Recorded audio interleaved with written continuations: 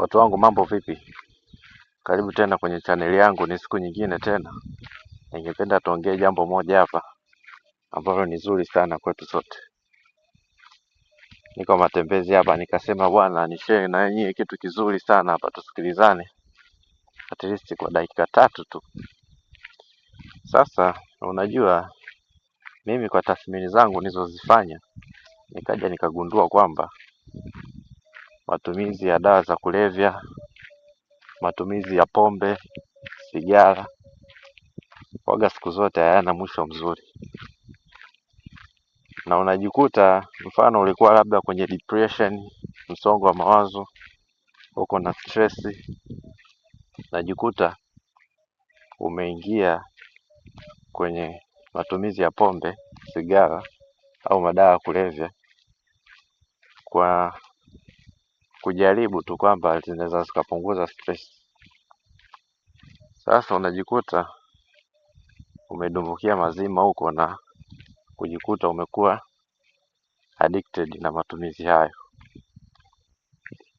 Kwa hiyo inakuwa vigumu sana wewe kutoka kwenye matumizi ya pombe, sigara, dawa ya kulevya. Lakini sio kwamba kutoka ni ngumu, lakini inawezekana kutoka, lakini inabidi ufanye juhudi za kubwa sana ili uweze kutoka kwenye matumizi hayo. Cha kwanza, najua inabidi umface mtu ambaye anaweza kukusaidia na kukupa ushauri mzuri kwa nini unapaswa utoke kwenye matumizi ya pombe, sigara na madawa ya kulevya.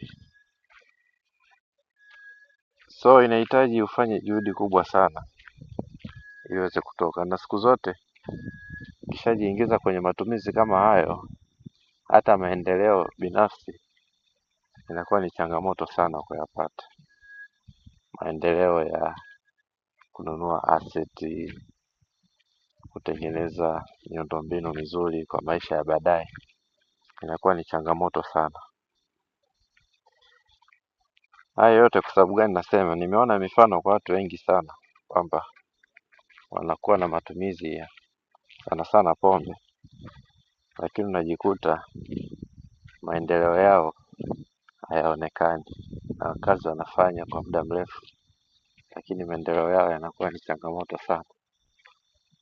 Kwa hiyo inabidi sana kwa sisi vijana ambao ndo tunapambania kesho yetu, inabidi kujitahidi sana kuepukana na matumizi ya pombe na madawa ya kulevya na sigara, kwa sababu ndo kitu pekee ambacho kinaweza kurudisha nyuma kwa hali ya juu sana.